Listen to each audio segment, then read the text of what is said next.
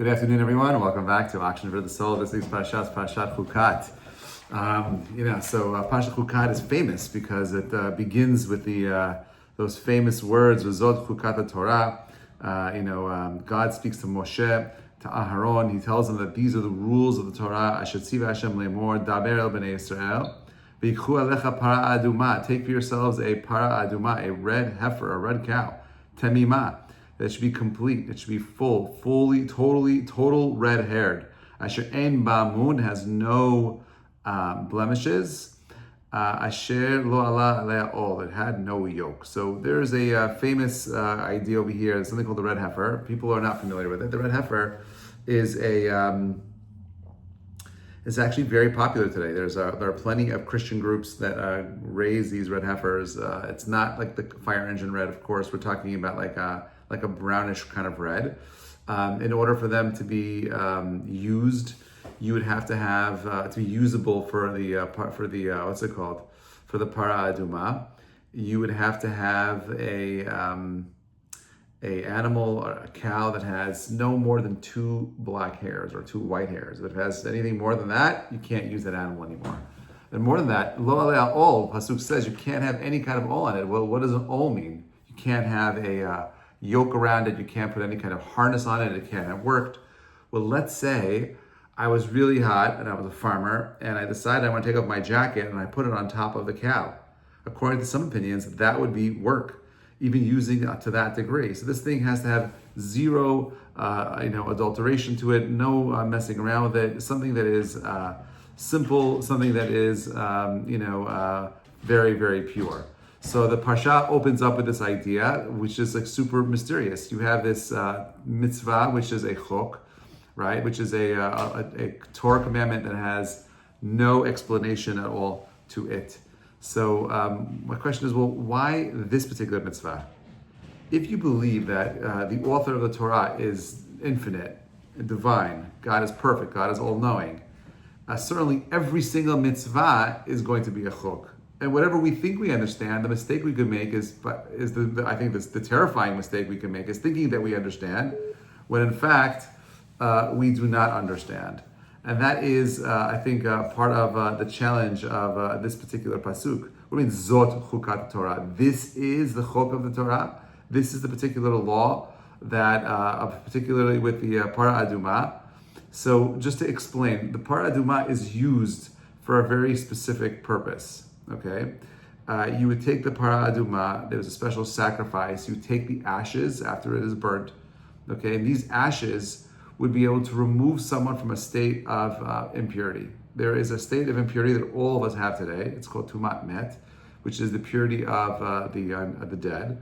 And there's no way to remove that impurity except for this particular Parah Adumah. You take these ashes and you sprinkle it onto the person that has this impurity. And now what ends up happening is the sprinkler, he becomes tameh, right? So which makes it sound like there's always going to be someone who's in a state of impurity. Because someone's going to sprinkle, let's say I'm impure and you're sprinkling it on me, then you become impure. So the mistake that people make is that the person that is sprinkling does not become impure in the same way that I am. Meaning their impurity can be relieved by just going to the mikvah. They don't need to go ahead and have someone else sprinkling the Parah Adumah ash on them. But Rashi points out over here, he said even King Shlomo, King Solomon, admitted where he said, quote, I thought I could understand everything, but this remains beyond me. Meaning even Shlomo Melech, the man who understood everything, the smartest of everybody, he thought he could understand this, but he could not understand this. Now, what's also interesting is that in the areas of Chukim, there are 2 particular places where the Torah actually gives us a very clear explanation for the commandment. So number 1 is don't have too many wives for a king. And number 2 is you should not have too many horses. A king should not have too many horses. The 2 places where you are given a very clear explanation as to why this particular commandment was given are the 2 times the same king, King Solomon, Shlomo Melech, said, you know what? He rationalized them. Oh, okay, well, I understand that. He's saying that the reason why you can't go ahead and have too many wives is because they're going to make my heart, go astray. No woman's going to make my heart go astray. And even though King Shlomo Melech was a tzaddik, it definitely impacted him. Marrying the daughter of Parah, okay, ended up resulting in him oversleeping on the inauguration day of the Beit HaMikdash. And the Midrash says because of that day, he planted the seeds of the destruction of the first and second Beit HaMikdash, the first and second temple. And then it said, don't go ahead and have too many horses because you're going to want to go back to Egypt. Egypt was known back then for the horses. So he rationalized and said, there's no way this is going to happen to me either. Two rationalizations. The Torah gives explanations we think we understand. And there's something much bigger, greater here that the Torah is trying to understand. The Ramban says that, that the irrationality of the mitzvah trains us in the humility and to trust Hashem. That ultimately the whole concept of a chok is to saying, I don't understand any of this. It's supposed to humble me and say, that's all from Hashem. The Rambam, this is a machloket, Maimonides, says every chok has an underlying reason, but we can't comprehend them. Meaning, from Hashem's perspective, it could all be explained, but it doesn't really help us. And Jonathan Sachs, Alav Shalom, he used to say something like, we don't obey the law because we understand it. We come to understand it by obeying it. Meaning it's through the act of participating in, the practice of the mitzvah itself. That's how we come to understand it. I don't start with the rational. I don't rationalize, okay, well, let me think this makes sense, and therefore I want to do this. There's a famous story that is told of a man in a small village who was able to afford purchasing for himself a clock. And he buys this clock, and everyone shows it around the town. Everyone's so excited. And this other guy says, I really want a clock also. So his friend says, look, well, why would you want a clock for yourself? Like let's say it's like, you're tired and, it's not time to take a nap in the afternoon. Or let's say you're hungry and it's not lunchtime yet. Like, what are you going to do? You're always stuck. You become a slave to the clock. Why would you want that for yourself? So he says, that's a good point.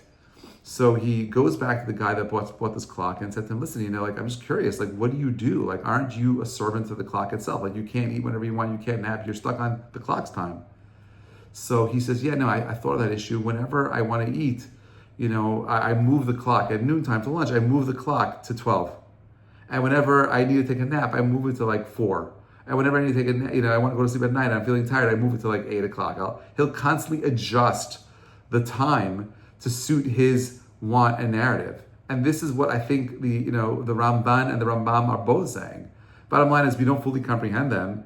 And even though they may sound irrational, okay, it's going to be metameh the person, it's going to make that person who's impure, pure, but make that person who is pure, impure by the very act of sprinkling, it sounds like a contradiction. How does something that has a power to do one thing actually accomplish the exact opposite with the other person? It's a paradox. So Rav Shamshon Fala Hirsch, he says that the one who helps others become pure takes their impurity upon himself. And he says, this is actually a very cool idea. He says just like a doctor risks infection to heal others, spiritual leadership entails some kind of sacrifice. Now, I think that this idea is much broader than just, a doctor getting sick. We know that in the Parshiot before, the Jewish people have rejected Moshe time and time again, right? With the man and with the Chet Egel, way before that, with the Chet Meraglim, all these things over and over again. And at the end of the day, in this week's Parsha, we're going to see that Moshe was going to be punished for speaking of the for not hitting the rock, but for hitting the rock and not speaking to the rock and drawing out the water.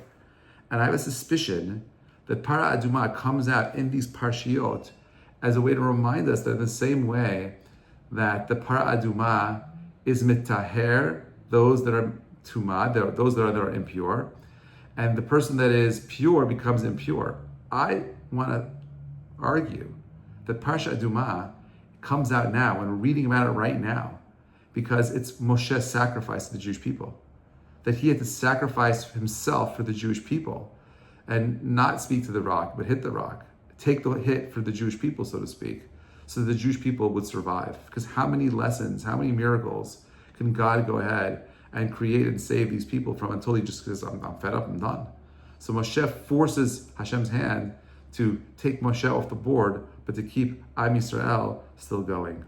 Now Rav Kook, when he teaches the mystery of the mitzvot, he says that every single mitzvah connects us to a higher plane. If everything were perfectly logical, it would limit the Torah to human intellect. And therefore, they're going to be, the Chukim are reminders that Torah is not just about knowledge, it's about relationship, it's about trust. And it's through the incomprehensible that the soul learns to yearn for the infinite. This concept of, like Talmud Torah, we say that striving for Torah itself is mitaher. Today we don't have a korban, we don't have the Parah Adumah as a korban. But the Chachamim point out that the only thing we could do today to purify ourselves is limud ha-Torah, the art of learning Torah. And through my desire to learn Torah, not just learning Torah, but it has to be, you have to really want to go ahead and you have to kill yourself to learn Torah. You have to be completely dedicated to this learning. There's a story that is told in Volozhin, I believe, where there was a boy giving a drasha on Friday night about L'cha Dodi, when, in L'cha Dodi, Friday night, we say, Boy Bashalom, we turn around, and we bow right and left. So he was saying how the reason why we do this is because, we don't know where Yeshua is going to come from. God can save you from anywhere. You could turn around, you don't know if he's coming from the right, from the left, the east, the north, south. It could come anywhere. At that same moment, as he was giving this drasha, a man from the town came in with a grenade. And this is after the drasha, they started davening, and they're saying L'cha Dodi, and they turn around, and they're saying Boy Bashalom, and as the shul is turning around, this man has a grenade in his hand. And he doesn't know what to do. He's just like shocked that the whole entire synagogue is turning around looking at him. So he thought they were prepared for him, but because he did not know how to respond, did not expect these people to look at him, the grenade exploded in his hand and only killed him. Yeshuat Hashem, Kerev Ayin. God's salvation could come in the blink of an eye. There's another story that is told in Lithuania of a yeshiva where they asked, I forget which Rav, and it was they said how there's going to be some big meeting happening across the street where these dignitaries are going to meet some Russian dignitaries, and they asked I think it was the Alter of Kelm. They asked the question too, and they said, "What should we do with the yeshiva? Should we close it?" He said, "No, you should learn harder than you could ever imagine." So the boys were learning harder. The two boys in the yeshiva saw these two soldiers outside, got scared, ran upstairs into their dorm room and hid under the covers. The soldiers walked into the yeshiva and they hear all these crazy guys learning and screaming at each other, chavrusas, shuckling, and all kinds of stuff. And they didn't know what to do with it. They're like, oh, this must be an insane asylum. Who are these crazy people? I mean, insane asylums don't have the jurisdiction of anything they could really do. They couldn't do anything to it. But they went upstairs and they found these two boys who were hiding and arrested them. And I think later they were killed. So sometimes you have to have trust in Hashem. The way that politics are unraveling right now in America and around the world, watching what happened with Iran on June 13th, watching right now this mayoral election in New York City with Zohran Mamdani, these are all terrifying things. And I think this Parsha itself, Parsha Hukkat, is a reminder that we don't understand, that all we got to do is just trust Hashem has a plan. He's going to figure it out for us. This represents the Parah Adumah represents the paradox of life. Pain and healing are often intertwined. We know that all growth requires some kind of sacrifice. And real purity sometimes only is able to emerge when we face the messy, confusing parts of existence. That is what I believe the Parsha is about. We live in a world that is obsessed with control and clarity. I want to know everything. The Chukim, the mystery of this animal that purifies, is there to teach us that emunah, that faith begins where certainty ends.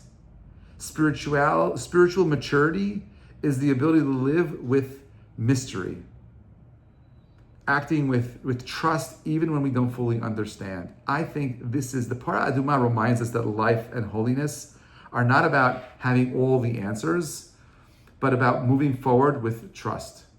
It's about having anivut, humility, and the willingness to serve even at a cost. And when we're that invested, Hashem will give you everything that you need to find success. Faith, emunah, is not knowing everything. Emunah, faith, is knowing who who to trust when you don't. Wishing you all a Shabbat Shalom. Bezrat Hashem. We'll continue the conversation next week. Thank you so much for joining, everybody. Have a great day. Thank you. Shabbat Shalom. Bye-bye.